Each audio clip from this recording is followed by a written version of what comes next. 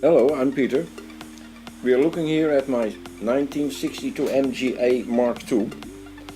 This car has been fully restored, with the body off, whereby the chassis was powder coated. In fact, the serial number indicates that this car was one of the last ones that came off the production line from the A models. The MGB directly after was the follow-up for the MGA series. The first MGBs were fitted with the same engine as used on the Mark II MGA model. This was not so strange because this car had the best trouble-free engine from the A models. It has a 1622 cubic centimeter engine with a redesigned, more rigid crankshaft, as well as a newly designed cylinder compartment, drive shafts and valves. It brings 90 horsepower.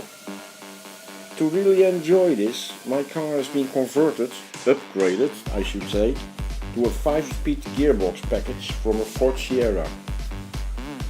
Together with a better cooling performance designed into the Mark II, with the new front grille configuration, this car can easily go onto the highway and keep up with modern traffic. Of course, it's much nicer to drive the country roads, but sometimes a shortcut using the highway could be in some instances an advantage. Now some more about the rear wind blocker. I used 6mm acrylat brand name Perspex. My starting dimensions were 100 by 30 cm. First, I removed the leather covered wooden trim piece on the car rear side just behind the seats. I kept the leather separate trim line on the car to support the wind blocker.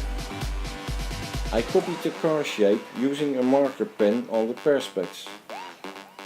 The effective height that I've used above the car is about 16 cm, 6.5 inches.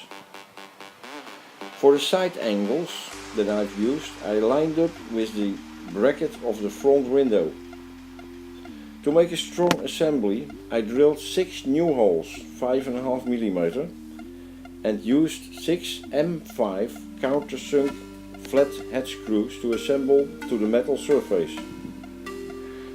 To cut the Perspex, I used a jigsaw with the fine blades, like you would use to cut metal. Don't push it too fast during cutting, or else the material will melt and you will lose your nice smooth cut.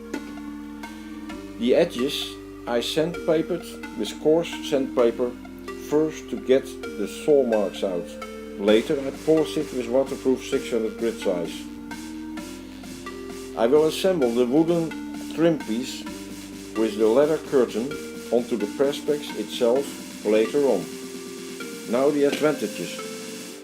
It reduces neck wind and gives great comfort during driving.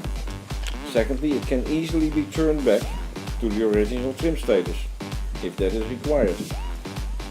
Third, the rooftop can easily be stored again behind the seats, and it fits over the wind blocker without disassembly of it. Success!